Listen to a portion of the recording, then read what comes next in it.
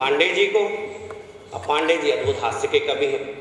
पांडे जी आपको एक मैं संस्मरण सुना रहा हूँ। मैं मैनपुरी जिले में मेरा बचपन बीता, फिरोजाबाद में तो गलती से आ गया। तो मैनपुरी जिले में जब बचपन बीता तो एक बार सैफई में ओले पड़ गए साहब, और एक चौधरी साहब के घर ओले नहीं पड़े। चौधरी साहब बड़े को उन्होंने क्या किया, मुझे उठवा लिया वहाँ से, घर से। कहा चलो यार ऐसा करना है, तुम्हें कथा पढ़नी है, कथा सत्यनारायण भगवान की। मैंने कहा ऐसा है साहब, कथा वथा तो जानते नहीं, कविता वविता पढ़वानी हो तो पढ़वा लेना। कहते रात में कोई पंडित नहीं मिल रहा, 1:30 बजे ले गए। रात में कोई पंडित नहीं मिल रहा, तुम्हें कथा पढ़नी है। मैंने कहा मुझे कथा पढ़नी है? कहते हाँ तुम्हें कथा पढ़नी। मैं भैया डर के मारे चला गया। अच्छा डर तो तब था, उनके पास बंदूक थी इसलिए भी चला गया। फिर मैंने उनसे कहा यार तुम्हारे पास बंदूक है तो एक काम करना, पीछे पीछे चलना, मेरे मोहल्ले वाले समझेंगे कि ये रेपुटेटेड आदमी है। तो वो हमारे पीछे पीछे चले। हम खेत पे पहुंच गए, उनके खेत पे ही उन्होंने अपना पूरा कर रखा था। मैंने अपने एक मित्र था चौधरी, मैंने कहा भाई ऐसा है तो किताब विताब लिया, कथा की याद तो है नहीं है। अगर वो भग के गया, वो किताब ले आया। अब वो किताब ले आया, मैंने कहा इसमें से अब अपना काम हो जाएगा। मैंने पहला अध्याय शुरू किया, इत श्री स्कंद प्राणे देवा खंडे प्रथमा अध्याय समाप्त। बोल सत्यनारायण भगवान की एक जय हो गई। दूसरा अध्याय मैंने पढ़ा, इत श्री स्कंद प्राणे देवा खंडे द्वितीय अध्याय समाप्त। बोल सत्यनारायण भगवान की जय। तीसरा भी अध्याय मैंने ऐसे ही पढ़ दिया। चौथे अध्याय पे जैसे ही मैं पहुंचा, उस किताब के आधे पन्ने उड़ गए हवा में। मैंने कहा तो गड़बड़ हो गया। मैं सीधे 5वें अध्याय पर पहुंच गया। मैंने 5वां अध्याय समाप्त किया, एक श्री स्कंद प्राणे देवा खंडे पंचम अध्याय समाप्त। बोल सत्यनारायण भगवान की। उसने जय बोली। एक चौधरी बड़ा होशियार था, उसमें से बड़ा समझदार। मैं उठ के चलने लगा। कहता पंडित रुक। मैंने क्या, लीलावती और कलावती तो आई नहीं। मैंने कहा ऐसा है चौधरी साहब, जब आप घर पे कथा कराएं तब लीलावती और कलावती आएंगी, आधी रात पे किसी के खेत पे नहीं जाती। एक बार जोरदार विनोद पांडे जी के लिए तालियां बजाइएगा भैया। कथा सुनाने में पारंगतता हासिल हुई, लेकिन मैं एक बात बता दूं, कवि होने से पहले मैं भी इसमें किस्मत आजमा चुका हूं। बहरहाल उस पर मैं बाद में जाऊंगा। सबसे पहले माँ शारदा को प्रणाम करता हूं और आप सभी उपस्थित सभी फिरोजाबाद के श्रोताओं को और साथ ही साथ फिरोजाबाद की इस पवित्र धरती को प्रणाम करता हूं।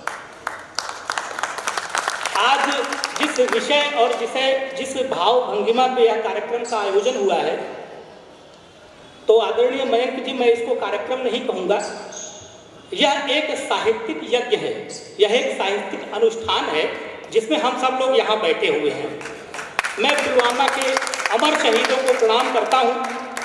यहाँ पे सभी लोग प्रेम के और वीर रस के कवि हैं, गीतकार हैं। एकमात्र मैं हास्य कवि अल्पसंख्यक के रूप में यहाँ पर हूँ।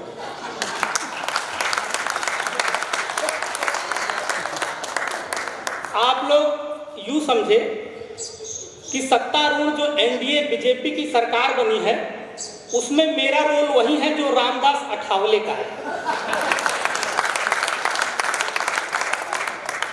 और कोरोना काल के काफी दिनों बाद आप सब लोग यहाँ इकट्ठे हुए हैं, या आरक्षण भी मिले, धन्यवाद।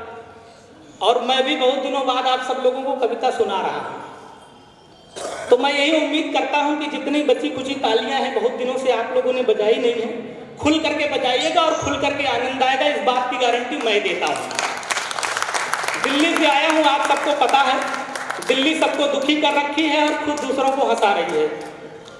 और उन्होंने बात की, कथा की, पंडित की, तो मैं वहीं से अपनी बात शुरू करता हूँ। जब मैं एनसीआर में आया इंजीनियरिंग करने के लिए, पढ़ा लिखा आदमी हूँ, ये आप न समझें, ये खाली कवि सम्मेलन से काम चल रहा है। तो जब मैं एनसीआर में इंजीनियरिंग करने के लिए आया तो मेरे घर वालों ने मुझे समझाया, बोले देखो पंडित आदमी हो, कुछ तंत्र मंत्र सीख लो, विष्णु जी की तरह कुछ कथा वथा सुनाओ, शादी वादी कराओ और घर गृहस्थी चल जाएगी। और उत्तर प्रदेश में साहब इंजीनियरिंग की यह स्थिति है कि जितने इंजीनियर नहीं है उतने इंजीनियरिंग कॉलेज हैं।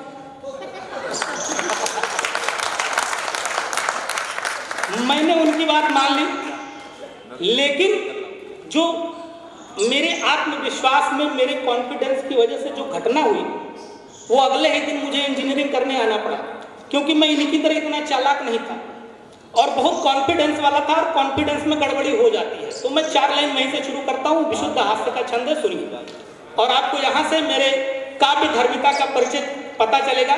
मंच पे आ जाइए दादा रामेंद्र जी, दादा प्रशांत जी, सब लोग बड़े बड़े लोग बैठे हैं। मैं यहीं से 4 लाइन शुरू करता हूँ और मैं चाहूंगा कि जोरदार तालियों से जहां यहाँ आपको आनंद आए। बहुत देर से आप लोग तालियां बजा रहे हैं, थक भी गए होंगे, लेकिन अगर बजाएंगे तो मुझे भी अच्छा लगेगा। सुनिए कि एक बार गांव में कराने हम ब्याह गए, पूरे कार्यक्रम में ही 4 चांद जड़ गए। एक बार गांव में कराने हम ब्याह गए, पूरे कार्यक्रम में ही 4 चांद जड़ गए। संस्कृत में ही नहीं, हिंदी अंग्रेजी में भी मंत्र पढ़े, मंडप में सबको रगड़ गए। कि एक बार गांव में कराने हम ब्याह गए, पूरे कार्यक्रम में ही 4 चांद जड़ गए। संस्कृत में ही नहीं, हिंदी अंग्रेजी में भी मंत्र पढ़, मंडप में सबको रगड़ गए।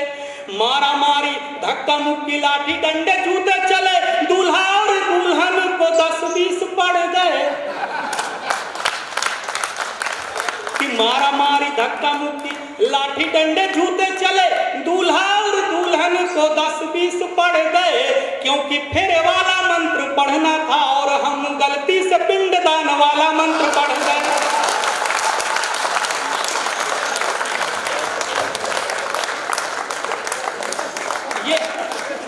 ये सारा मामला कॉन्फिडेंस का है, और हमारी ये नई पीढ़ी ये इतने कॉन्फिडेंस वाले हैं कि फेसबुक और व्हाट्सएप पे कोई सुंदर सी लड़की आकर के हाय लिख देती है तो हम दर्जी के दुकान पे पहुंच जाते हैं शेरवानी का नाप लेकर। ये हमारा कॉन्फिडेंस है कि राह में एक लड़की भली मिल गई। प्रशांत भाई सुनिएगा, कि राह में एक लड़की भली मिल गई। वो गोवा जा रहे थे, इसलिए मैं उनका ध्यान ज्यादा चाहता हूँ। ये अपने एक्सपीरियंस वाली बात सारी कहे हैं, लेकिन मुझे पता है कितना एक्सपीरियंस लोगों को है, क्योंकि इन्हीं के दौर से मैं भी गुजरा हूं। कि राह में एक लड़की भली मिल गई, मुस्कुराई तो जैसे कली खिल गई। कॉन्फिडेंस देखिए, राह में एक लड़की भली मिल गई, मुस्कुराई तो जैसे कली खिल गई। उसने देखा नहीं एक पल भी मुझे, उसने देखा नहीं एक पल भी मुझे, पर मुझे यूं लगा कुंडली मिल गई।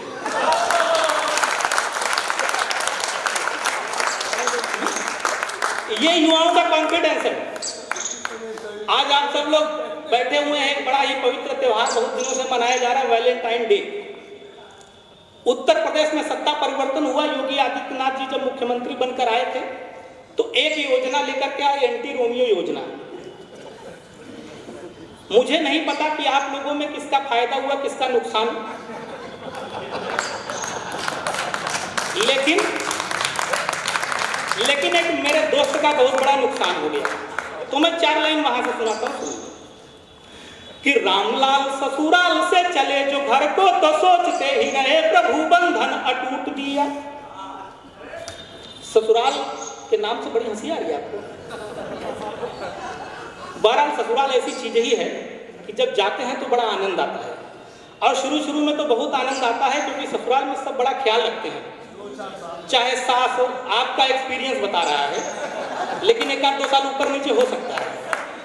तो चाहे ससुर हो, चाहे सास हो, चाहे साला हो, सब बहुत ध्यान रखते हैं। और साली की बात तो पूछिए मत। साली तो ससुराल में उस डॉक्टर की तरह है जो बिना चेकअप किए बता दे कि जीजा जी को कौन से टाइम पे कौन सी दवाई चाहिए। पहले जमाने के लोग थे जो ससुराल में जाकर के ज्यादा बोलते नहीं थे। आजकल के लोग अगर न बोले तो ये समझ लीजिए कोई टेक्निकल प्रॉब्लम है। हंसिए मत, कई तरह के प्रॉब्लम हो सकते हैं। कि सासू बोली लगता है कि ये खिसियाए हैं, सासू बोली लगता है कि ये खिसियाए हैं, कहे ससुर जी मुंह सूजा है थक कर आए हैं। साली बोली जीजा कहे गाल फुलाए हैं, जीजा धीरे से बोले हम गुटखा खाए हैं। तो तरह तरह की समस्याएं हो जाती हैं। मैं योगी जी की बात कर रहा था, गुटखा पे आ गया, वहीं चलता हूँ कि रामलाल ससुराल से चले जो घर को तो सोचते ही रहे प्रभु बंधन अटूट दिया। मान सम्मान मिला साला सरहज से वह सास ने घड़ी दिया और ससुर ने सूट दिया। रास्ते में सफर का आनंद ले रहे थे, उत्तर प्रदेश ने जरा भी नहीं छूट दिया। कुछ लोग अपनी बात याद कर रहे हैं कि रामलाल ससुराल से चले जो घर को तो सोचते ही रहे प्रभु बंधन अटूट दिया। मान सम्मान मिला साला सरहज से वह सास ने घड़ी दिया और ससुर ने सूट दिया। रास्ते में सफर का आनंद ले रहे थे, उत्तर प्रदेश ने जरा भी नहीं छूट दिया। गवना करा के अपनी ही बीबी ला रहे थे, रोमियो समझ के दरोगा जी ने कूट दिया।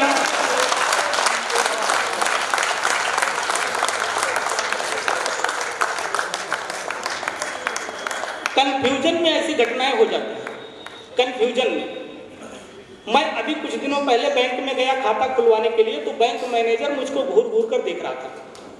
मैंने कहा भाई मुझे ऐसे क्यों देख रहे हो? बोले आपका चेहरा जो है वो नीरव मोदी जैसा लगता है। तो मैंने कहा लुंगी पहन लूंगा तो चिदम्बरम जैसा लगूंगा, तो मुझे जेल में भिजवाओगे? लगने से क्या होता है? अब हमारे मिश्र जी हैं, इनका देखिए ये एकदम अखिलेश जी जैसे लगते हैं। लेकिन कभी मजाल है क्या कि किसी कभी सम्मेलन में कार्यक्रम में करते हुए किसी प्रांगण में कहीं से टोटी निकाले? आज तक उन्होंने ऐसा कभी नहीं किया। तो लगने से कुछ नहीं होता है, सब कोई ना कोई किसी ना किसी की तरह लगता ही है। अब ये कोरोना की समस्या आई, लोग बड़ी टेंशन में। हम तो टेंशन में कभी सीखे ही नहीं, टेंशन हमेशा खुश रहते हैं बचपन से ही। आप लोग तो इस विद्या भवन में हैं, और हम जब बचपन में थे ना तब भी बड़े कॉन्फिडेंस वाले थे। हमको तो एक बार मास्टर जी बोले कि बेटा देखो पढ़ाई तो ठीक है, लेकिन भगवान पे भरोसा रखो। अगर भगवान पे भरोसा रखोगे तो तुम्हारी सारी मनोकामना पूरी होगी। मैं बड़ा भोला भाला मैं खड़ा हुआ, बोला गुरुजी खाक मनोकामना पूरी होगी। पूरी होनी होती तो आपका ट्रांसफर किसी और स्कूल में हो गया होता। तो बचपन से इस तरह के हरकत हमारे साथ चलते रहे। अभी आप सब लोगों ने देखा बहुत बड़ी घटना हुई, बड़ी बाबा जी और महाराजा की बात हुई। हमारे बापू आसाराम जी अंदर चले गए। मैं बड़ा सम्मान करता हूँ भाई, श्रद्धा की बात तो कोई दिल पे मत लेना, लेकिन जो स्थिति है वो सब जानता है। तो बापू जी जब जेल में गए तो मैं भी पहुंच गया वहां। मैंने कहा बापू जी आप जेल में आए हो और राम रहीम पे बात चल रही है, आपको कैसा लग रहा है? हमने कहा वो भी जेल में आने वाले हैं, आपको कैसा लग रहा है? बोले लग तो अच्छा रहा, लेकिन हनीप्रीत आती तो और अच्छा लगता।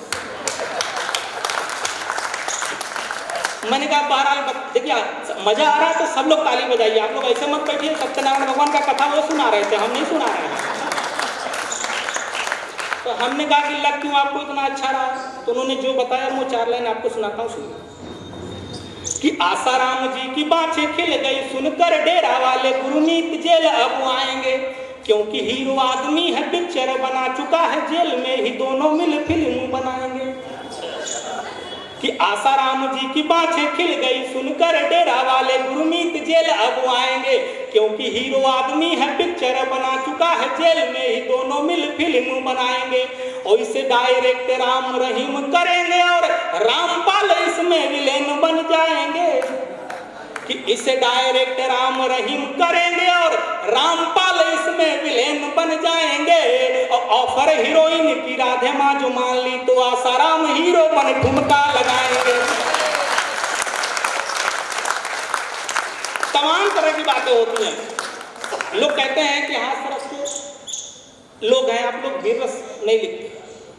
मैं भी बड़ा संवेदनाओं वाला आदमी हूँ, मैं नहीं लिख पाता। अभी क्रांति जी जैसे इनके साथ घटना घटी तो मैं भी बड़ा संवेदना तो ऐसी चीजें मैं लिख नहीं पाता, लेकिन महसूस करता हूँ। जब कई बार लोग मुझसे कहे कि आप वीर रस का नहीं लिखते, तो मैंने कहा मैं लिखता हूँ, मैं कुछ कोशिश करता हूँ।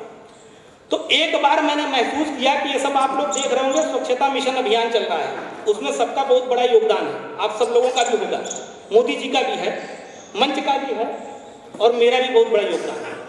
आप लोग को पता नहीं है, लेकिन मैं बताता हूँ। जब मैं बताऊंगा तो आपको लगेगा कि मेरा योगदान जो है वो कितना बड़ा है। सुनिए कि स्वच्छता मिशन जोर शोर से शुरू हुआ तो गंदगी पसंद वालों का दिल पिघल गया। हमने भी कसम उठाई स्वच्छता की और कई बार संभल संभल के फिसल गया। कि एक बार मुंह में जो मच्छरों का पूरा झुंड भक्त से घुसा तो मन अपना मचल गया। कि एक बार मुंह में जो मच्छरों का पूरा झुंड भक्त से घुसा तो मन अपना मचल गया। अब थूकना था मुझे परदेश हित के लिए, मैं वंदे मातरम बोल सबको निगल गया।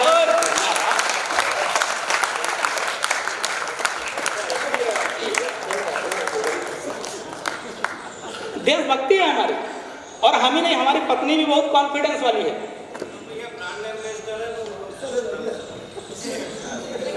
तो आप लोग मुझे भी कुछ बनाने में विचार कर सकते हैं,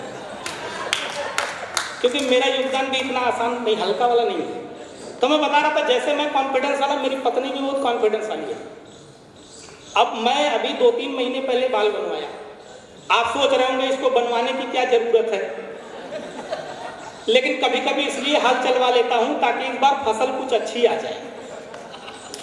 जब मैं बाल बनवा करके निकला तो लोग तरह तरह के प्रश्न करने लगे, लेकिन मेरी पत्नी का कॉन्फिडेंस देखिए, 4 लाइन रखता हूं कि मेरा सर कूल होकर बाल के कुछ बीज बोता है, मेरा सर कूल होकर बाल के कुछ बीज बोता है, मेरा बच्चा मेरी इस खोपड़ी को देख रोता है, हुआ गंजा उसी दिन से धर्म पत्नी लगी कहने, हमारे चांद का दीदार हमको रोज होता है।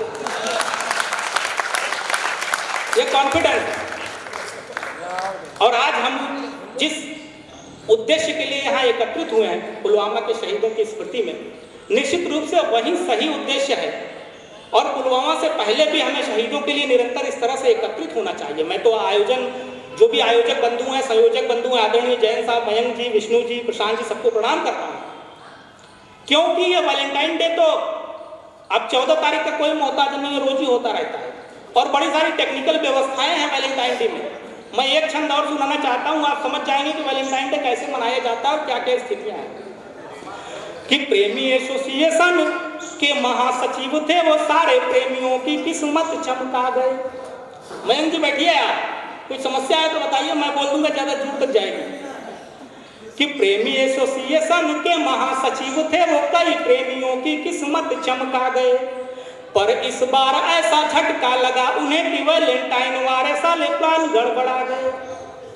कि कई साल रामलाल जिसके लिए कुटे थे, एंटी रोमियो में भी, कि कई साल रामलाल जिसके लिए कुटे थे, अब की बरस उन्हें श्यामलाल भा गए।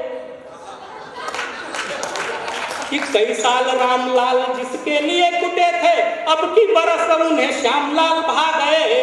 तो बुके की जगह हाथ लठ लिए रामलाल ताल ठोक कर बजरंग दल में आ गए।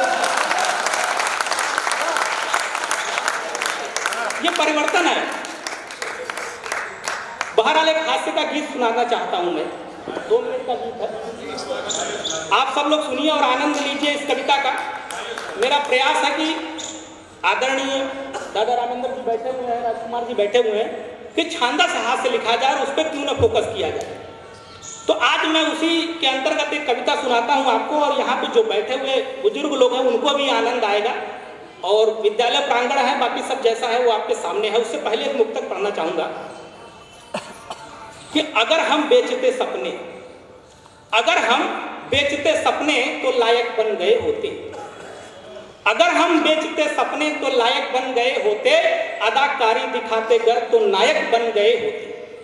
अगर हम बेचते सपने तो लायक बन गए होते, अदाकारी दिखाते गर तो नायक बन गए होते।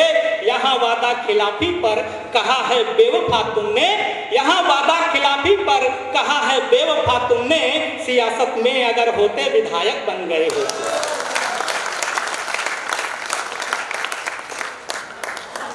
आप हर अखबार की ताजा कहानी हो गए। देखिए व्यंग देखिए कैसे पहुंचता है कि आप हर अखबार की ताजा कहानी हो गए और हम गुजरे जमाने की निशानी हो गए। आप हर अखबार की ताजा कहानी हो गए और हम गुजरे जमाने की निशानी हो गए। साथ ही थे, साथ ही है, फर्क बस इतना हुआ, आप मोदी हो गए हम आडवाणी हो गए। आप मोदी हो गए हम आडवाणी हो गए। इस प्यार मोहब्बत का मुझको अब तक विश्वास न हो पाया, इस प्यार मोहब्बत का मुझको अब तक विश्वास न हो पाया।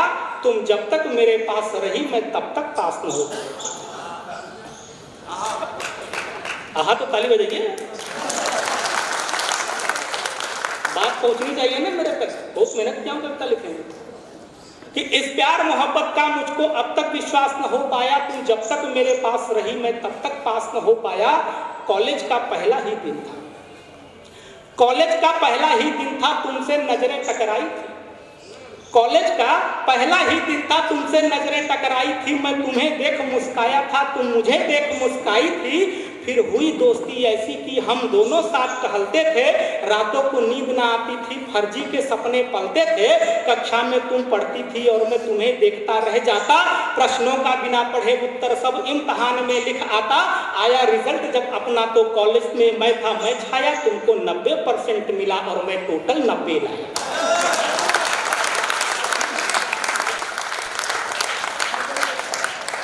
कि कॉलेज का पहला ही दिन था, तुमसे नजरें टकराई थी, मैं तुम्हें देख मुस्काया था, तुम मुझे देख मुस्काई थी।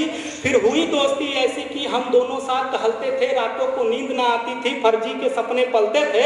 कक्षा में तुम पढ़ती थी पर मैं तुम्हें देखता रह जाता, प्रश्नों के बिना पढ़े उत्तर सभी इम्तहान में लिख आता। आया रिजल्ट जब अपना तो कॉलेज में मैं था मैं छाया, तुमको 90% मिला और मैं टोटल 90 लाया। मैं घर में कूटा गया जिसे सुन तुमने हंसी उड़ाई थी, फिर भी मैं तुमसे दूर रहूं इसका अभ्यास न हो पाया। तुम जब तक मेरे पास रही मैं तब तक पास न हो। और इसका परिणाम क्या हुआ कि तुम सेकंड ईयर में चली गई। हंसिए भी मत बजाइए भी। कि तुम सेकंड ईयर में चली गई, मैं फर्स्ट ईयर में लटक गया। तुम सेकंड ईयर में चली गई, मैं फर्स्ट ईयर में लटक गया, तेरी आंखों में भटक गया, सबकी आंखों में खटक गया। दूरी थोड़ी सी बढ़ी मगर संबंध नहीं अपना छूटा, कक्षा में कभी नहीं पहुंचा पर कॉलेज कभी नहीं छूटा। कि तुम सेकंड ईयर में चली गई, मैं फर्स्ट ईयर में लटक गया, तेरी आंखों में भटक गया, सबकी आंखों में खटक गया। दूरी थोड़ी सी बढ़ी मगर संबंध नहीं अपना छूटा, कक्षा में कभी नहीं पहुंचा पर कॉलेज कभी नहीं छूटा। तुम जब मिस कॉल मारती थी मैं कॉल पलट कर करता था, तुम हंस हंस कर बतियाती थी मैं रो रो कर बिल भरता था।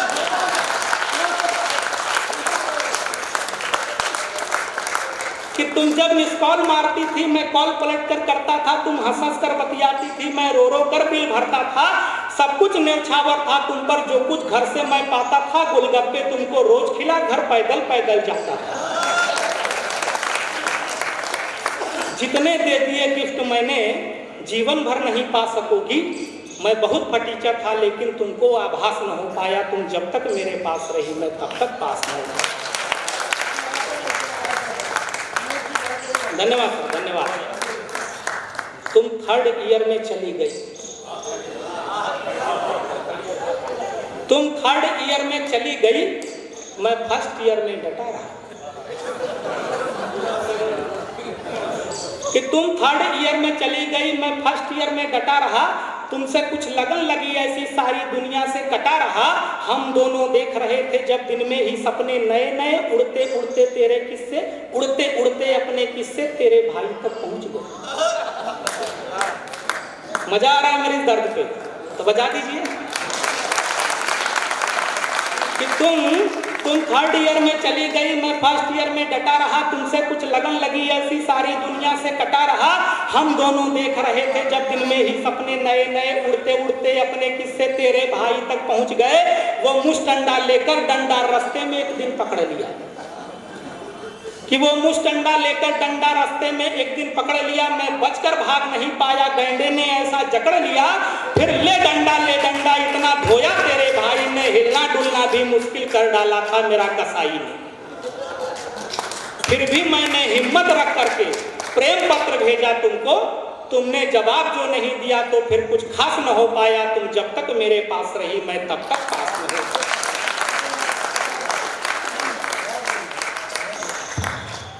तुम डिग्री लेकर फुर्र हुई,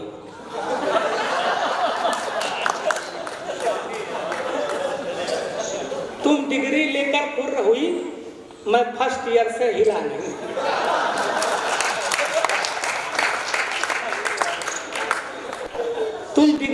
लेकर फुर्र हुई, मैं फर्स्ट ईयर से हिला नहीं, दिल में तो प्यार सलामत था, फिर भी तुमसे मैं मिला नहीं।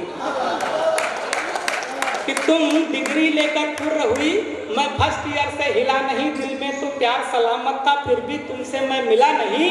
थी आस मुझे हरदम की तुम एक दिन खुद मिलने आओगी, और हाथ पकड़कर मेरा अपने पापा से मिलवाओगी। पर एक रोज कुरियर जो आया बची खुची बर्बादी का, मैं प्रेम पत्र समझा खोला तो मिला निमंत्रण शादी का।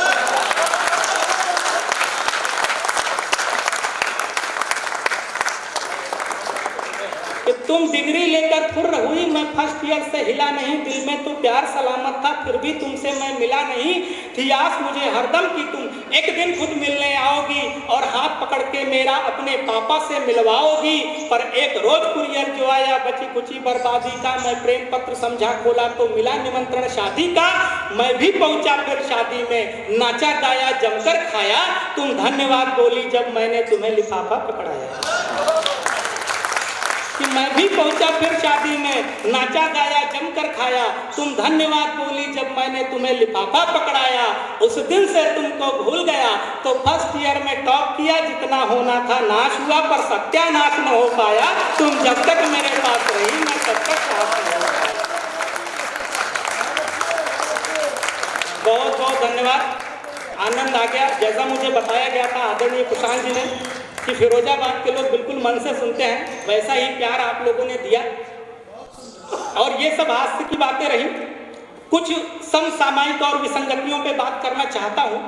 एक 2 मिनट का गीत पढ़ना चाहता हूँ, मेरे उस रूप को भी आप लोग देखिए और प्यार दीजिए, उसके बाद मैं अपना स्थान ग्रहण करूँगा।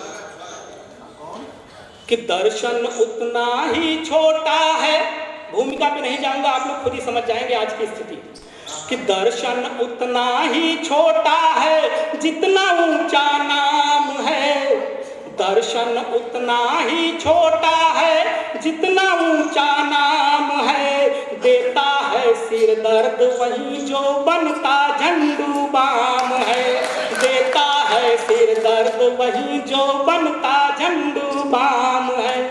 कभी कभी जो लोग हमारे आसपास रहते हैं, हमें लगता है कि वो हमारे दर्द को कम कर रहे हैं, लेकिन वो हमें दर्द दे रहे होते हैं। गंगा जल सा वो पवित्र है, गंगा जल सा वो पवित्र है, जिसका साफ चरित्र नहीं। चित्र चित्र पर है विवाद, फिर भी कुछ कहीं विचित्र नहीं। है दुर्गंध लोभ लालच की, अपनेपन का इत्र नहीं। भले सुदामा मिल जाए पर कहीं कृष्ण सा मित्र नहीं।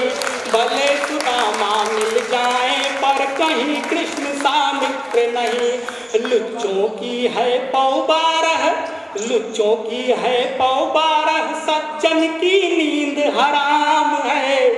देता है सिर दर्द वही जो बनता झंडू बाम है, देता है सिर दर्द वही जो बनता झंडू बाम है। और साथियों, हमारा ये देश जो है विविधता का देश है, हम अपनी बात रखने से चूकते नहीं हैं। और हमारे समाज की और राजनीतिक क्या स्थितियां हैं, अगला बंद उसी परिदृश्य में है, देखिएगा। कि जितने मुंह उतनी बोली है, जितने मुंह उतनी बोली है, रंग रहित रंगोली है। द्विअर्थी संवादों में बस सिमटी हंसी ठिठोली है। जितने मुंह उतनी बोली है, रंग रहित रंगोली है। द्विअर्थी संवादों में बस सिमटी हंसी ठिठोली है। मूर्ख बांट रहे विद्या धन, विद्वानों की झोली है। हंसों के परिवेश में दिखते अब कौओं की टोली है। हंसों के परिवेश में दिखते अब कौओं की टोली है। सबसे ऊंचा कद है उसका, सबसे ऊंचा कद है उसका, वही अधिक बदनाम है। देता है सिर दर्द वही जो बनता झंडू बाम है। देता है सिर दर्द वही जो बनता झंडू बाम है। और इस गीत का अंतिम बंद, जो आजकल लोग युवाओं की बात करते हैं, युवा सब नहीं लेकिन बहुत सारे लोग बड़ी जल्दी में हैं। जल्दी के तो हालात स्थिति ऐसी है कि पैर छूने के लिए पूरा नहीं झुकते, घुटना छू करके काम चला लेते हैं। तब बाद मैंने ये बंद लिखा, सुनिए कि जल्दी में है सारी जमघट, जल्दी में है सारी जमघट, सब कुछ यहाँ फटाफट है, अमन शांति कहीं कहीं है, नेकी दया सफा चट है, अमन शांति कहीं कहीं है, नेकी दया सफा चट है, वहीं समर्पण करते लंपट, वहीं समर्पण करते लंपट, जिधर नोट की आहट है, प्यार मोहब्बत रिश्ते नाते सब में यहाँ मिलावट है, प्यार मोहब्बत रिश्ते नाते सब में यहाँ मिलावट है, 20 ग्राम है शुद्ध शुद्ध, 20 ग्राम है शुद्ध शुद्ध, और घपला 80 ग्राम है, देता है सिर दर्द वही जो बनता झंडू बाम है, देता है सिर दर्द वही जो बनता झंडू बाम।